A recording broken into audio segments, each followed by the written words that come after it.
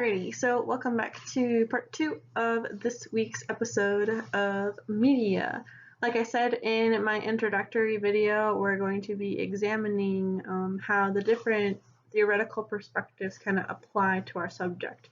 And this week is really the first week that we're doing it, and then the subsequent weeks, that's basically how we're going to be approaching each of our topics. I'll probably just give an overview video about it, and then we're really kind of just going to be diving really deep into how each of our main theoretical theories, and then depending on what we're covering, a little bit of the smaller ones too, and seeing how we can really examine a big concept into little chunks and into our different lenses and kind of combining them overall.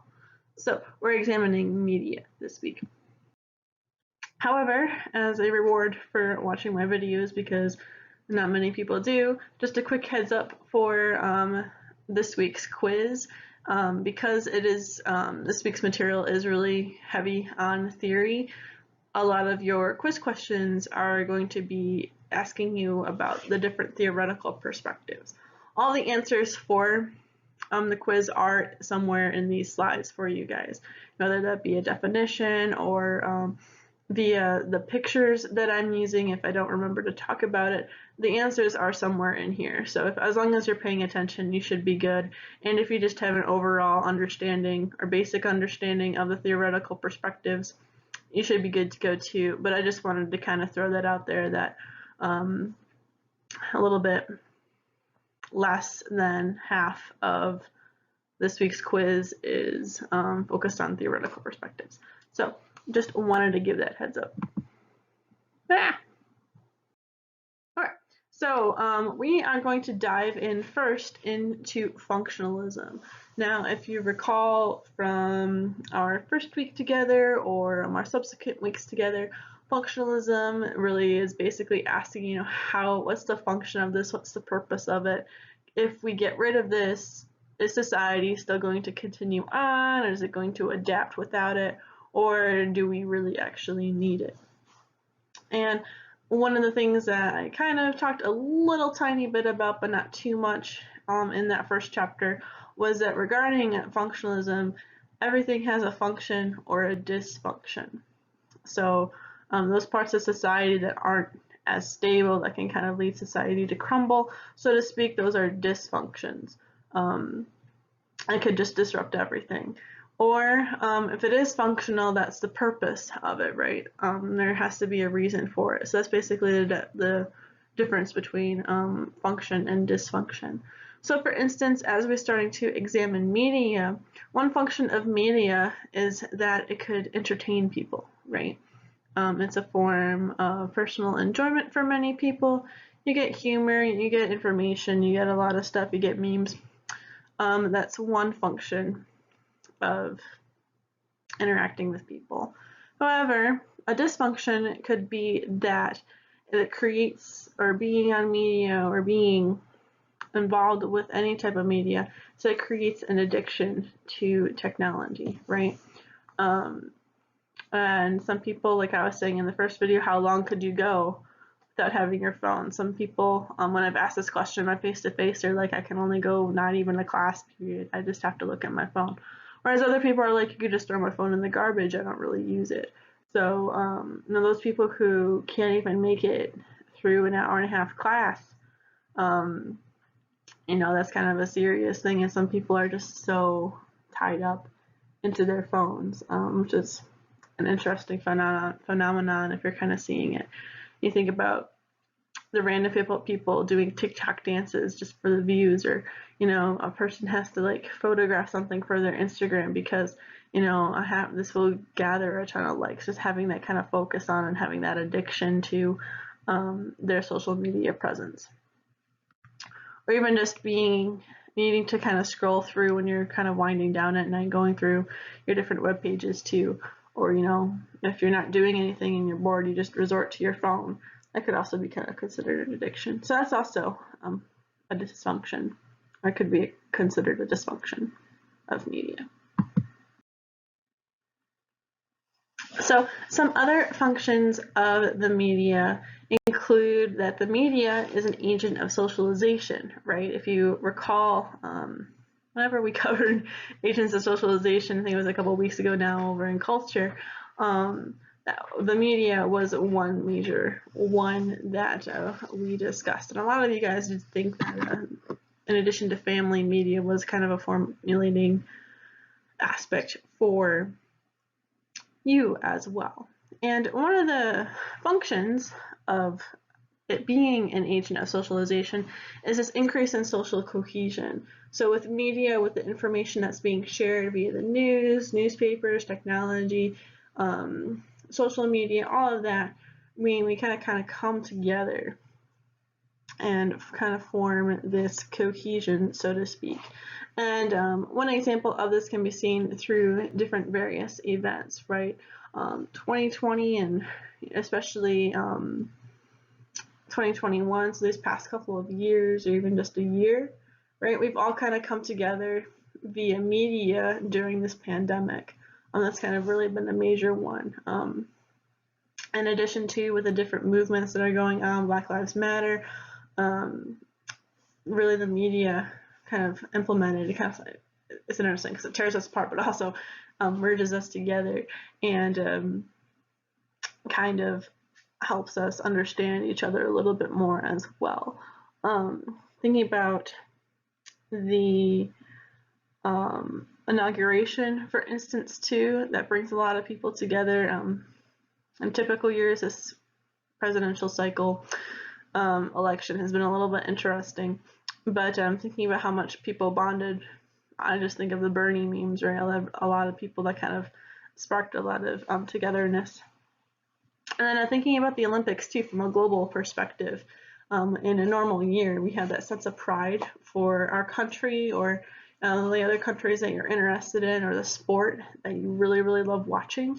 That's an increase in social cohesion. So there's that agent of socialization. And then I'm kind of examining this a little bit further into how exactly media can be a form of agent socialization.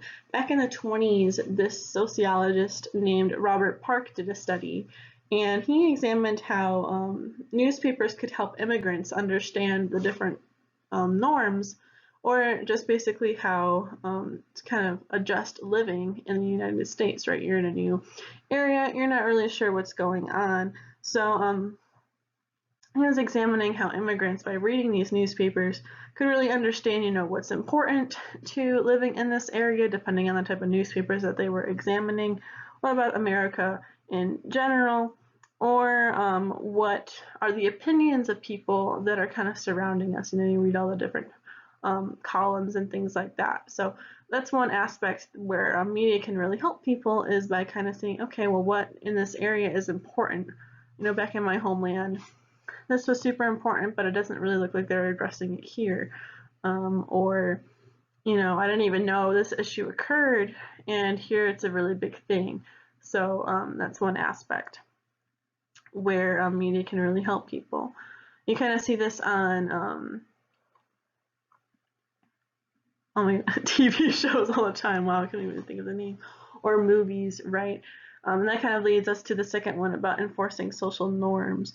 There's a lot of expectations that occur within our society, either waiting in line or I have all these different crime shows up here because they really kind of demonstrate the different norms that we're supposed to follow. This is what's happening if you don't follow the norm, if you kind of commit a crime. Gibbs and NCIS is going to come after you depending on what you do, and all these different types of things. We see all of the different court shows, and that kind of enforces us to think, okay, well, this is how court is supposed to go, and this is how we're supposed to act. Unless you're watching like reality TV and Judge Judy on all of your other judges, and you just think it's ridiculous, but that's what reality TV is. That's another social norm too. Like when we think of reality TV, we know that it's not actually like reality, so to speak. It's kind of all strung up drama. So there's a lot of aspects of how media can kind of enforce those social norms. We kind of think too about the different types of media that you encounter and things like that. What are some of the social norms that you're kind of being enforced to by viewing these or encountering these different types of media. And another function, or perhaps dysfunction, of media is that it can confer your social status. This can be really seen when you're thinking about your different types of influencers. So really, depending on the types of pictures that they have or the types of videos that they create, and how just their photos, and this is where something called visual sociology can really take into effect too. I didn't mention that as one of the ways to use research, but with visual sociology as a tangent, it really examines how pictures and the use of pictures or text or images can be, and what those different things mean. You can kind of see this through media and how it confers to social status based on the different types of products or how people look, or even just the use of lighting or Photoshop or even just makeup have on people. So that's one function of media too. And another one, which I can rant about a lot, is that it promotes consumption. So thinking about not only just the exchanging of goods and services, so if you kind of think about using, it's not really the whole Amazon thing, even though you can argue that Amazon can be a form of media due to the reviews and things like that, but just the fact that we keep wanting to be on media, whatever type of media that we're using, and this consumption and wanting to use it can lead to a hyperconsumption, which one of the famous sociologists over in France, Jean Beauregard, talked about, where we end up buying more than we need, or more than we want or even can afford. So if you kind of think about it, if you see an ad or something like that and you're like, I gotta have it, put it in my cart right now, or if you kind of think about how the metrics and different analogs and whatever the other word is for tracking your web history or your purchases and things like that, algorithms. You kind of think about all the different algorithms that lead to what you're seeing on your feed as well. That can lead to a hyperconsumerism because it's more of the products that you want to buy or that you want, or the people who are kind of featured into people you should follow or something like that. You know, that kind of leads to more of a consumption because it's content that you enjoy or find interesting or something like that. However, media can also promote consumption through a little bit more of a subconscious way as well. You think about the different types of product placement. Sometimes product placement is really obvious. So if you kind of think about your race car drivers, you know, for those of you who are a fan of NASCAR or something like that, the cars that race car drivers drive are usually sponsored by a specific company. You have, you know, the Lowe's car or something like that. And even the race car drivers have the brands that they're represented by, you know, on their uniform that they're driving from. So they have a lot of brands that they're being sponsored by. You can kind of see this also in a not so obvious way, or in a more obvious way on YouTube, when they kind of take their little ad break and talk about, you know, this video is sponsored by Raid Shadow Legends, or even NordVPN or something like that. So, or lynda.com or whatever. There's product placement there as well. And even in you can see in the slide right here too, you have little mini, not so obvious product placements, such as the placement of Dunkin' Donuts on America's Got Talent. They're sponsored, but every single judge has a little Dunkin' Donuts thing. That kind of, you might not realize it, but man, there you go. There's a little sneaky marketing technique there as well. So thinking about how different ways of product placement have been too.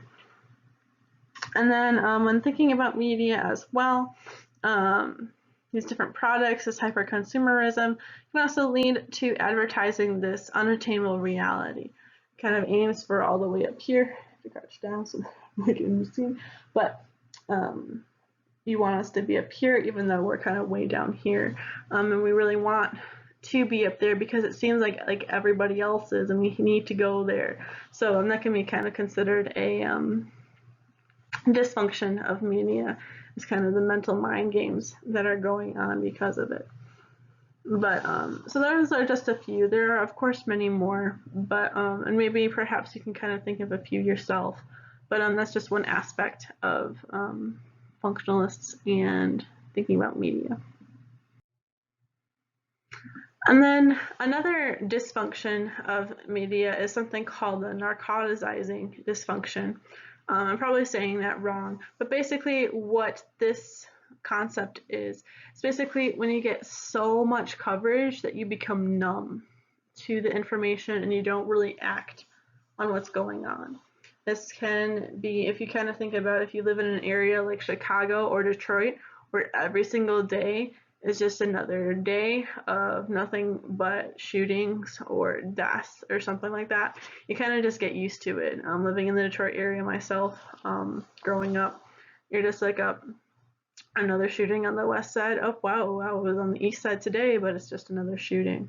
Or another freeway shooting. That's been happening a lot more, but nothing's really being done, so to speak, unless there's a big call to action.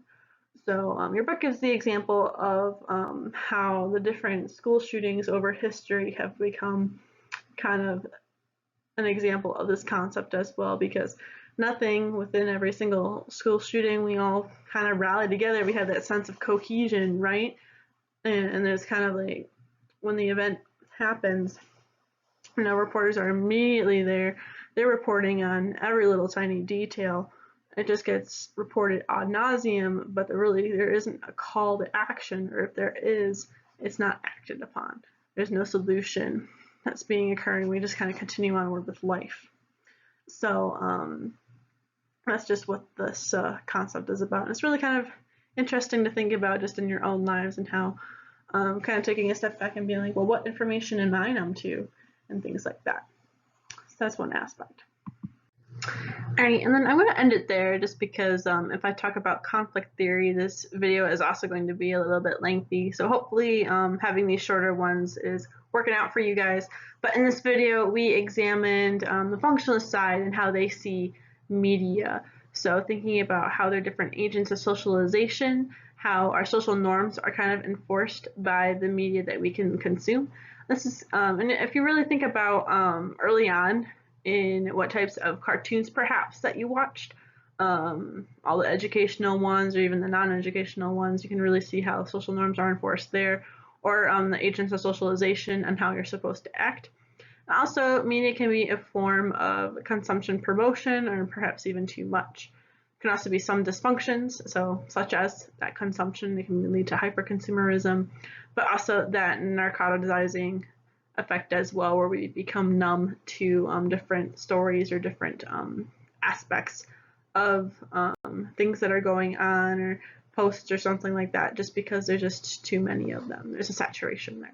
So next time we'll examine conflict theory and how they kind of view media. So I'll see you next time.